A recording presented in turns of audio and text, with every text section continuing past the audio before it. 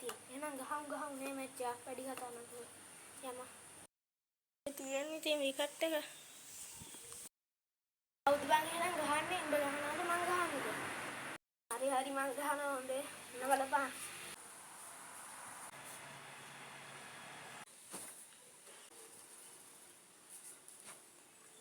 මම දැක්කනේ දැන් කොහෙන්ද මත් ගහනවා.